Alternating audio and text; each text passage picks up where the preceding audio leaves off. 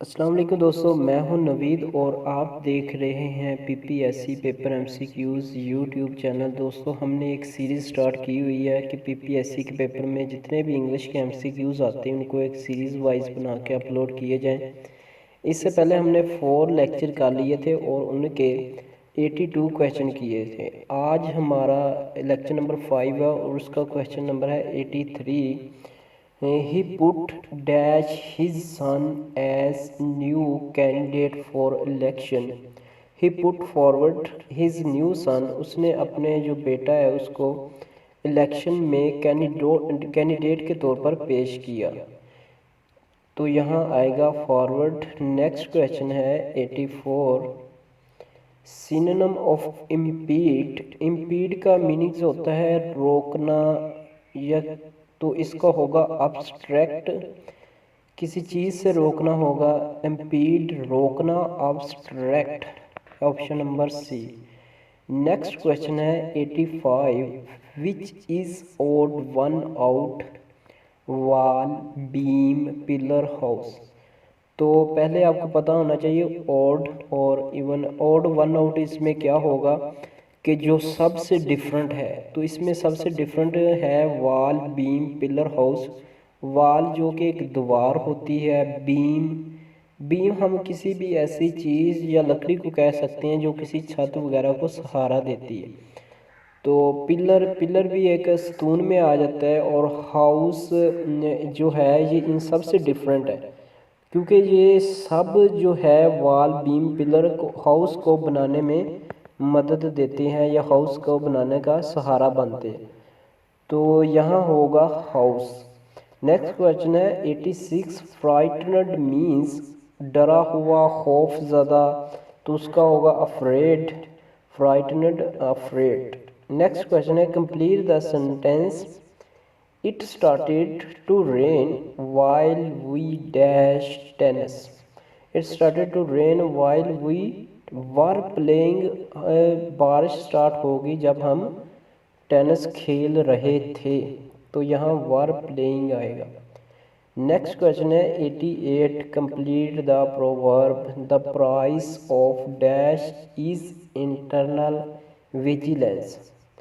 The price of liberty जो is internal vigilance के, आपको इतना होशियार होना चाहिए कि आपकी कोई ज़ादी वगैरह तो नहीं छीन रहा। तो इसका ये टर्म अक्सर आउट ऑफ कंट्रीज़ में बोली जाती है, लेकिन अब इसका जो ऑप्शन होगा वो लिबर्टी होगा। नेक्स्ट क्वेश्चन है 89।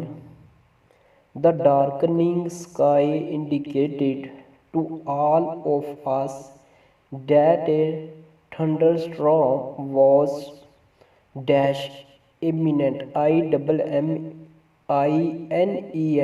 imminent जो काम होने वाला हो, अपकमिंग। तो जो डार्कनिंग स्काई है वो ये इशारा या बता रहा था कि ये कोई तूफान आने वाला है। तो यहाँ एमिनेंट आएगा जो अपकमिंग या होने वाला हो, तो इसका ऑप्शन नंबर डी होगा। नेक्स्ट क्वेश्चन है 90। The horse man pulled the dash of horse. तो REINS रीन्स मीन्स के लगाम। इसके दूसरे ऑप्शन भी सेम ही है, सिर्फ RA वहाँ है और RE। तो ये आपने स्पेलिंग के साथ पढ़ने ताकि आपको याद रहे। पेपर में कन्फ्यूज़न हो जाती है अक्सर, और ये मोस्टली क्वेश्चन पूछा जाता है। तो इसके जो होगा ऑप्शन नंबर डी REINS होगा, जिसका मीनिंग है लगाम देना। नेक्स्ट क्वेश्चन है 91। Fill in the blanks. The cake was shared dash Amjad and Shakeel. The cake was shared between आएगा अमजद एंड शकील। केक जो शेयर किया था अमजद और शकील के दरमियान, और कभी यहाँ अमजद और अली होता है, या नेम या फातिमा हो जाता है। इस तरह के नेम चेंज हो जाते हैं, लेकिन उसमें जो प्रपोजिशन है वो बिटवीन ही आएगी। अमोंग आएगा जब एक से ज़्यादा, दो या दो से ज़्यादा हों तब अमोंग आता है, लेकिन यहाँ बिटवीन आएगा।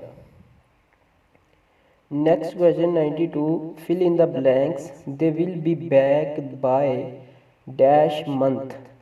दे will be back by the end of the month,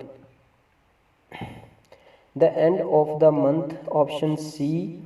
और आपने ऑप्शन ए और डी भी सेम ही तरह के, लेकिन आपने इसको याद रखना है, they will be back by the end of the month. Next question है, what do you understand to status quo. Status quo क्या होता है कि प्रेजेंट स्टेट, मौजूदा जो होता है वो, तो इसका होगा ऑप्शन बी प्रेजेंट स्टेट। 94 है, choose the correct option. I have engaged him to act my as my dash. I have engaged him to act as my counsel. तो यहाँ कौंसल को बोलने में सारे वर्ड्स कौंसल ही है, तो आपने स्पेलिंग के साथ पढ़ना है COUNSEL, जिसका मीनिंग होगा कि नसीहत करना। COUNSEL, नसीहत करना। नेक्स्ट है 95, identify the meanings of the foreign phrase commonly use in English language. Magnum opus, ये होता है किसी तहरीर नगार का कोई अच्छा या बेस्ट वर्क, तो उसको कहते हैं magnum opus, best work of an artist, किसी आर्टिस्ट या तहरीर का कोई अच्छा काम। 96 है, complete the proverb even dash sometime nods. Even Homer sometime nods के जो हुमर था ये ग्रीक का एक साइंसदान था, आपको पता ही होगा, और ये बहुत बड़ा साइंसदान था। तो यहाँ प्रोवर्ब बनाने का उनका मीनिंग है कि जो बड़ा साइंसदान, कोई भी शख्स हो उससे गलती हो जाती है। Even dash sometime nods, even Homer sometime nods के जो गलती, हुमर से भी गलती हो सकती है, इसका ये मीनिंग आएगा। नेक्स्ट है, fill in the correct preposition to fill the blanks. He reached Lahore dash bus. He reached Lahore bye बस। यहाँ कुछ बुक्स में फ्रॉम लगा है, लेकिन फ्रॉम नहीं होगा, यहाँ बाय बस ही आएगा। नेक्स्ट है, identity the meanings of underlined phrase in the following sentence. He turned a deaf ear to my advice. Did not listen. He did not listen. उसने मेरी एडवाइस को या नसीहत को नहीं सुना, तो यहाँ आएगा did not listen. नेक्स्ट है, सिनोनिम ऑफ प्रोलिफरेट। प्रोलिफरेट होता है किसी चीज़ का अचानक बढ़ जाना, तो इसका होगा मल्टीप्लाई। Proliferate, multiply. नेक्स्ट है, choose the correct synonym of इनेन। इनेन का होता है बेअक्ल इंसान या अहमकाना, तो इसका होगा अब्सर्ड।